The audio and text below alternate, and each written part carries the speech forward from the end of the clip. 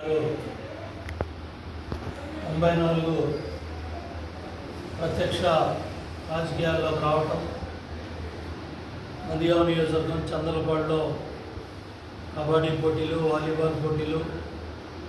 Telugu Desam party కార్యకర్తగా, నాయకుడిగా ఆయన 1982 నందమూరి తారక రామారావు గారు పార్టీ పెట్టినప్పుడు న్యూ ఎమ్మెల్యే ప్రస్థానం నుంచి 94 శాసనసభ్యుడిగా నందిగామ నియోజకవర్గంలో పోటీ చేసే వరకు ఒక కార్యకర్తగా, నాయకుడిగా పనిచేశారు. 94 శాసనసభ్యుడు అయిన తర్వాత ఆ రోజు నాగార్జున సాగర్ కాలువల మీద చివరి ప్రాంతాలకు నీళ్ళు వెళ్ళాలని జిల్లా యంత్రాంగాన్ని, కలెక్టర్లని కాలువల మీద తిప్పి కాలువలో పూడికి తీపించి ఆ రోజు వేములపల్లిలో జన్మభూమి శ్రమదానం కాన్సెప్ట్లో చంద్రబాబు నాయుడు గారు 95 సెప్టెంబర్ 1 ముఖ్యమంత్రిగా ప్రమాణ స్వీకారం చేసిన తర్వాత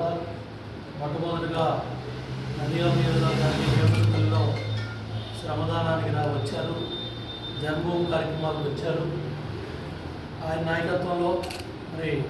విద్యాశాఖ మంత్రిగా కూడా రమణ గారు పనిచేశారు. అదేవిధంగా రమణ గారు మరణానంతరం శాసనసభ్యుడిగా, మంత్రిగా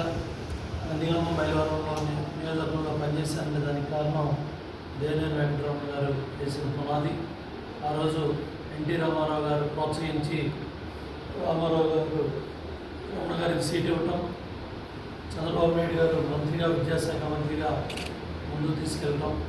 ఇవన్నీ కూడా రమణ గారు నందిగామ నియోజకవర్గంలో కందిరాల ప్రభాకర్ రావు లాంటి సీనియర్ అడ్వకేట్ని, ముఖ్య నాయకుడిని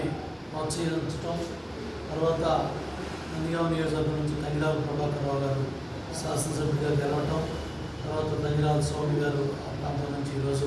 శాసనసభ్యులుగా ఉంది. ఏదేమైనప్పటికీ కూడా రమణ గారు చూపించిన చొరవ, స్ఫూర్తి పేదవాళ్ళకి ఇల్లు కట్టడంలో కానీ,